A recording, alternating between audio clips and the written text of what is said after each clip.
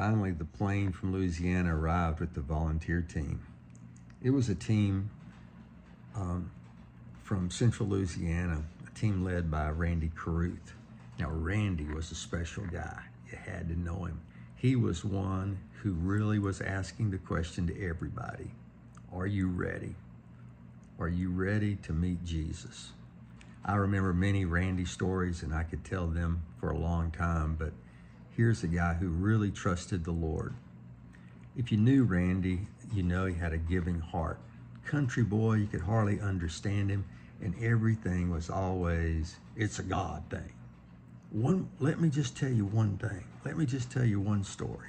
And so there was one story after another that came out of Randy, but his life and his testimony was a tremendous story of being ready to meet the Savior. When Randy was younger, he had an accident, and he was an electrician, and a beam had fallen and hit him on the head and actually damaged his neck, and he had surgery, and the surgery didn't go well, and his arm became paralyzed. And as Randy tells his story of how he got to know me, he was in rehab at home with a paralyzed arm, taking painkillers for all the pain, and he got online and found our website, and we started talking. And I told him, you ought to bring a team down, and he didn't think that was possible. I don't think he had ever left the country at that time. And he said, what do you need? I said, well, we need Bibles. We need people to come and share the gospel. So he got these guys in his church together. Most of them were elderly people, but they came down ready to serve. And amazing things happened with his groups through the years. Randy was an amazing fella. The next day, after the sign had fallen on my car, me and him were riding down the road toward Chetumal, and he started smelling something burning. He says, it smells like a fire. It smells like a fire in your car. So we pull over, and sure enough, because the headlights had been knocked out by the billboard, they had started arcing and caught the cables on fire. Randy pulls all the cables out with his one good hand, and he puts out the fire and saves my car from burning up. That was just the one story of Randy.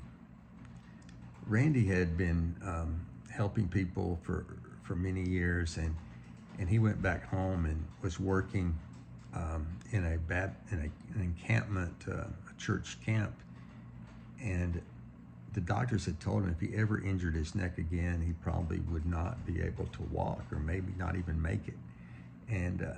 But Randy was helping at this church camp, and they had a tree trunk that they were trying to get out of the ground, and they tied a chain around the bucket to a backhoe, and they were trying to pull it out. And Randy was there, and the chain somehow broke, and the bucket came around and hit Randy in the face and knocked him back about 10 feet and bloodied his face up. And Randy was like, oh my goodness, I don't have any insurance. See, Randy, although he was very generous, the most generous guy you'd ever know, actually gave me a brand new truck one time.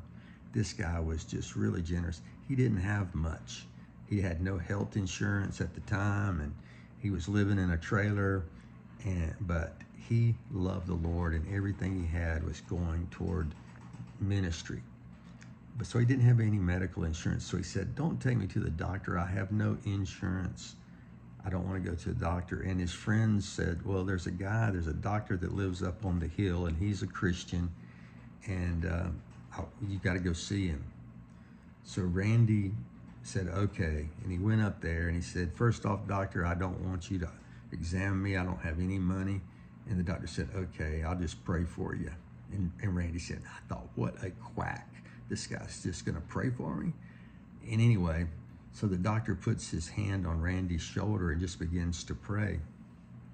And when he got through praying, he said the doctor said something really strange to him.